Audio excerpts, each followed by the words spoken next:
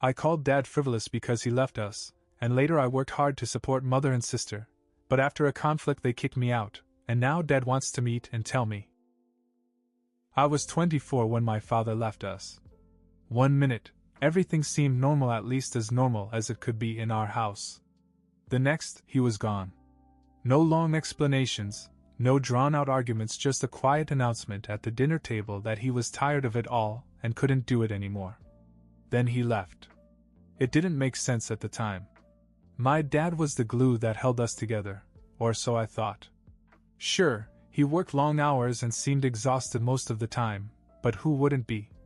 My mom didn't work, and my sister Kelly spent most of her time doing whatever Kelly felt like doing. I guess he thought I could step up and fill his shoes. But I didn't see it that way. I was furious. I called him reckless, irresponsible, every name I could think of at the time. I told him that real men don't just leave their families, no matter how hard things get.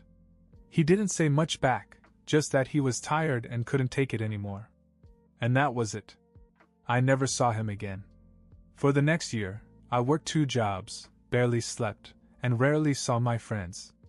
I paid the bills, bought groceries, and even paid the vet bills for Kelly's dog, a little much she refused to take care of but wouldn't let go of. I thought maybe my mom or sister would pitch in eventually, but they never did. Instead, they told me it was my responsibility. "You're a man, and men provide," my mother said more than once. "Get used to it. This is what family life is all about." Kelly was no better. She lived her life as if nothing had changed, acting annoyed when I couldn't drop everything to help her with something. I kept pushing through, thinking things would get better eventually, but they didn't. Then came the night that changed everything. It was a Thursday and I had just gotten home from my second shift. Exhausted, I threw my dinner plate in the sink and went to my room. I figured I'd deal with it later, but Kelly wouldn't have it. "You can't even wash your own dishes?" she yelled, loud enough to wake the neighborhood. "You think just because you pay the bills you don't have to clean up after yourself?" I snapped. I told her she was selfish and lazy, and that if she wanted to live in a clean house, she could start pulling her weight. Of course, my mom overheard, and she came storming in, taking Kelly's side as usual. "How dare you talk to your sister like that? You think you're so much better than us just because you work?" I couldn't believe what I was hearing. After all I'd done for them, they had the nerve to act like I was the problem. I told them exactly how I felt, that they were using me and didn't appreciate anything I did. That's when my mom said the words that cut deeper than anything else that night. "Maybe you should go after your father. We don't need you here. We'll be fine without you." Fine, I thought. Let's see how you do. I packed a bag and left that night. I checked into a cheap hotel that night, feeling like the weight of the world had finally crushed me. I didn't cry, but I couldn't sleep either. 4 hours I just stared at the ceiling, trying to make sense of what had happened. I thought about my mom's words, the way Kelly stood there with her arms folded, smiling like she'd won. It didn't feel like a victory to me. It felt like I'd lost everything. In the morning I realized I couldn't go back. Not after what they said. They didn't need me? Fine. But I sure as hell needed something or someone. My thoughts drifted to my father. I hadn't spoken to him since he left, but at that moment I couldn't shake the idea of calling him. Maybe it was pride, maybe it was desperation, but I wanted to know if he'd take me in. If he'd managed to find a new life, maybe I could be a part of it, too. I spent an hour staring at his number in my contacts. I hadn't deleted it, but I hadn't used it either. What would he think if I called him out of the blue? After all the things I had said to him, why should he even answer? But what did I have to lose? When he answered, his voice was different, calmer, perhaps. Almost as if he'd been expecting the call. "Dad, it's me," I said. There was a pause. Then, "I was wondering if I'd ever hear from you." The conversation was awkward at first. I told him about everything, working myself to death, the constant demands of Mom and Kelly, the fight that led to my leaving. I tried to keep it factual, but I could feel the anger slipping through. I told him how much it hurt to be used, to be treated like I was nothing but a paycheck. When I finished, there was another long silence. I thought maybe he was going to tell me that I'd made my bed and I had to lie in it. Instead, he sighed. "Why don't you come over?" he said. "We can really talk." I agreed. He gave me an address, his new place. It was only a few hours away. As soon as I hung up, I packed my things and checked out of the hotel. The drive felt surreal. A year ago, I would have sworn I'd never see him again. Now, here I was, walking right up to his front door. When I arrived, the house wasn't what I'd expected. It was modest, but nice, a place that looked like home. My father came out to greet me, looking a little older, a little grayer, but also healthier. With him was a woman I didn't recognize. She smiled warmly and introduced herself as Jessica, his wife. It was a lot to take in, but I kept it together. Inside, I told Dad everything again, this time in more detail. I didn't hold back. When I finished, he sat back in his chair and rubbed his temples as if the weight of the world had just landed on him. "I thought this might happen," he said finally. "That's why I left." That stopped me cold. "What do you mean?" He looked at me, and for the first time I saw something I hadn't seen before: regret. "I didn't leave because I was tired of life or because I didn't love you. I left because they used me, too. Your mother, your sister, they never gave anything back, no matter how much I gave them. I thought maybe without me they'd realize what they had. I guess they didn't." I sat there, stunned. For years I had told myself that my father was selfish, that he had abandoned us because he didn't care. Now he was telling me he left because he couldn't stand being used anymore. "You were right about one thing," he said. "A man shouldn't leave his family. But there's a difference between being a man and being a doormat." I didn't understand that then. Sounds like you're figuring it out now. I didn't know what to say. For the first time in a long time, I felt like someone actually understood what I'd been through. I stayed at my dad's house that night. Jessica had made dinner, and it was the first home-cooked meal I'd had in what felt like forever. She was nothing like my mom, warm, easy to talk to, genuinely interested in my life. It was strange to see my father with someone like her. For the longest time I thought he wasn't capable of being that relaxed or happy. But here he was, laughing at Jessica's jokes and asking me if I wanted seconds. After dinner, we sat on the porch with a couple of beers. I was still reeling from everything he'd told me earlier. "So how long have you guys been married?" I asked. "A little over 6 months," he said. "We met about a year after I left. Took me a while to feel like I deserved something like this." I nodded, taking it in. It was hard to imagine him starting over, but it was even harder to imagine him staying in the life he described. "I didn't see it then," I said after a long pause. "I thought you were just running away. But now—" I trailed off, not sure how to finish the sentence. "Now you get it," he said softly. I nodded again. We talked for hours that night. He told me more about what it had been like before he left, how he'd spent years trying to hold things together. He said he'd felt trapped, like no matter how much he gave, it was never enough. And when he finally reached his breaking point, leaving felt like the only way to save himself. "Do you ever regret it?" I asked. He took a long sip of his beer before answering. "I regret not handling it differently. But staying? No. If I had stayed, I wouldn't be here now. I'd be a shell of what I should be." That hit me hard. For months I'd been teetering on the edge, wondering if I was strong enough to keep going. Hearing him say that made me realize that I didn't have to. I wasn't a bad person to walk away from. When I went to bed that night, I slept better than I had in years. The next morning, Jessica knocked on my door and asked if I wanted to join her for breakfast. Over pancakes and coffee, she told me about her work as a nurse and how she and Dad met. She was kind, funny, and everything I hadn't expected. After breakfast, Dad pulled me aside. "You're welcome to stay as long as you need to," he said. "This is your home, too." It was the first time in a long time that I felt like I actually had a home. Over the next few weeks, I began to settle in. I got a job at a nearby warehouse, nothing fancy, but it gave me enough to start saving. Dad and I spent a lot of time talking, and for the first time I felt like I was getting to know him as a person, not just the guy who used to pay the bills. A few months went by, and one night after work, I got a text from my mom. It was the first time I'd heard from her since I'd left. "I miss you," she wrote. "We need you. I'm sorry for everything." I stared at the screen for a long time. Part of me wanted to respond, to forgive her, to go back and try to make things right. But another part of me remembered all the nights I came home exhausted, only to be met with more demands. I showed Dad the note. "What are you going to do?" he asked. "I don't know yet," I said. And I didn't. I came home from work one Friday, expecting the usual quiet evening. But when I pulled into the driveway, there was a car I didn't recognize parked outside. Inside, I found my mother standing in the living room. She was clutching her purse tightly, her eyes darting between my dad and Jessica, who both looked uncomfortable. "Mom?" I asked, confused and surprised.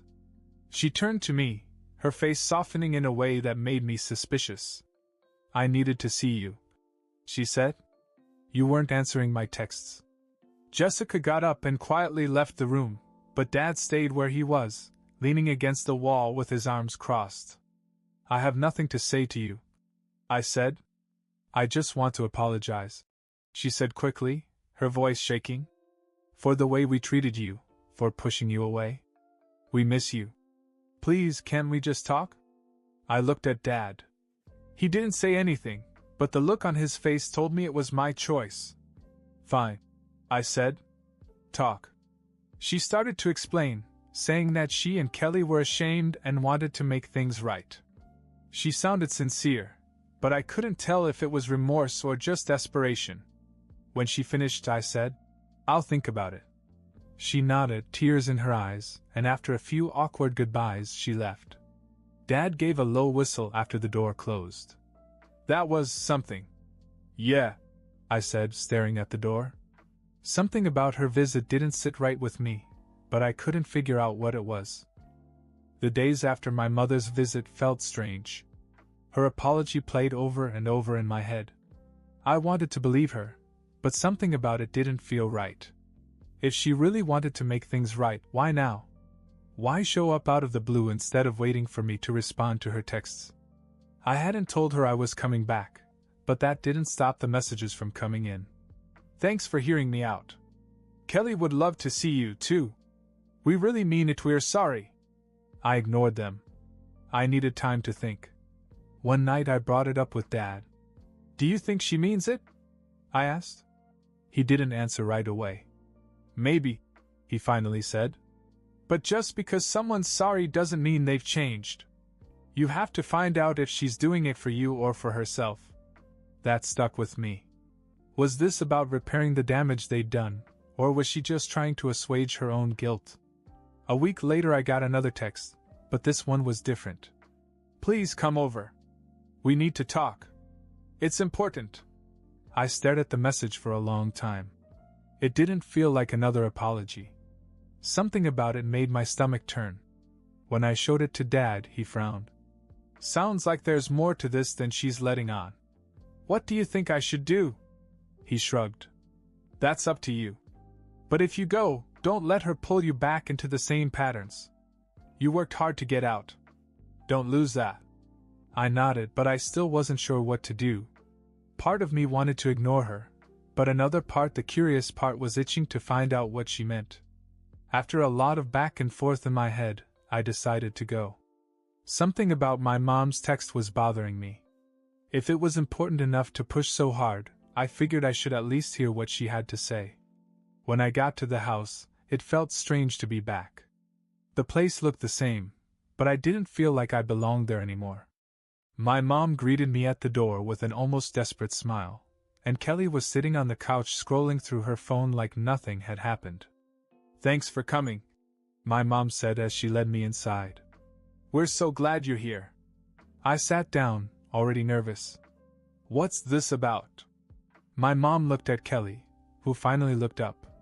They exchanged a look, and then my mom took a deep breath. "Kelly's been working so hard lately," she began, which was news to me. "And she has her heart set on something big. She's been dreaming about getting a car, something reliable, you know? But we just don't have enough money saved up." I blinked, waiting for her to get to the point. "We were hoping," she continued, her voice cautious, "that maybe you could help out. Just a little. It would mean so much to them." I stared at her, stunned. "You called me here to ask for money? For a car?" Kelly finally spoke up. "It's not just a car, okay? It's my dream car. I've wanted it forever, and I'm so close, but I can't afford it on my own." I felt my blood boil. "You're kidding me, right? I worked my butt off for the two of you and you kicked me out when I had nothing left to give. Now you want me to help you buy a car? It's not like that," my mother said quickly. "We've apologized. We're trying to make things right. This could be a new beginning for all of us." I stood up. "No. A fresh start doesn't mean using me again. You haven't changed, you've just found a new way to ask for more. I'm done." I walked out, ignoring her protests, and drove straight back to my dad's house. When I told him what had happened, he just shook his head. "I'm proud of you," he said. "It's not easy to say no, especially to family. But you did the right thing." After the confrontation, the texts from my mom didn't stop, but they took on a different tone. This time there were no apologies, just guilt trips and passive-aggressive jabs. "I thought families were supposed to help each other. Do you even care about your sister's happiness? Your father must have rubbed off on you. I see it now." I stopped reading them after a while. The bridge was burned, and I had no interest in rebuilding it. But then one night a message came in that made me stop. "You don't know the whole story. Your father is not as innocent as you think." I showed it to Dad, expecting him to dismiss it, but instead he sighed. "Maybe it's time I told you everything," he said. We sat down in the living room, and for the first time he looked uncomfortable.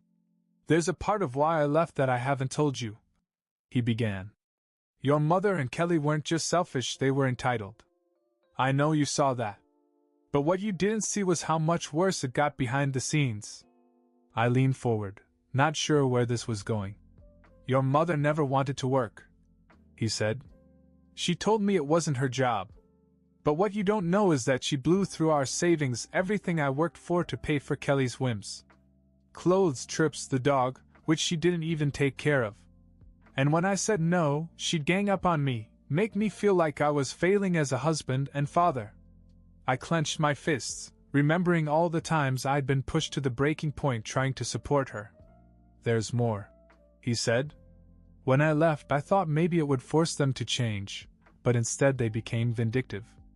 Their mother tried to take me to court, saying I had abandoned her and Kelly, trying to bleed me dry with alimony and whatever else she could think of. She didn't win, but she left scars." I sat there stunned. "Why didn't you tell me this before? I didn't want you to hate her," he said. "No matter what she's done, she's still your mother. But after what she did to you, I think you deserve to know the truth." It felt like a weight had been lifted. All the years I'd blamed Dad for leaving, all the anger I'd carried, it all started to make sense. "What about Kelly?" I asked. Dad shook his head. "She's your mother's shadow. She learned everything from her, and unless she wakes up one day and sees the world differently, I don't think she'll ever change." I nodded, finally understanding what I had to do.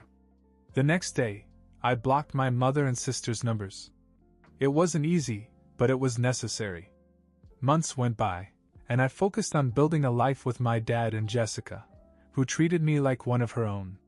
The warehouse job turned into a better position, and I started saving for things I really wanted. One afternoon, while Dad and I were working on his car, he turned to me. "You've come a long way, you know that? You're not just surviving anymore. You're living." He was right. I wasn't just surviving, I was finally thriving. My mother and sister were still a shadow in the back of my mind, but I knew I'd made the right choice. I couldn't keep throwing myself at people who only took. As I wiped the grease off my hands, Dad patted me on the back. You're going to be okay, kid. For the first time in years, I believed him.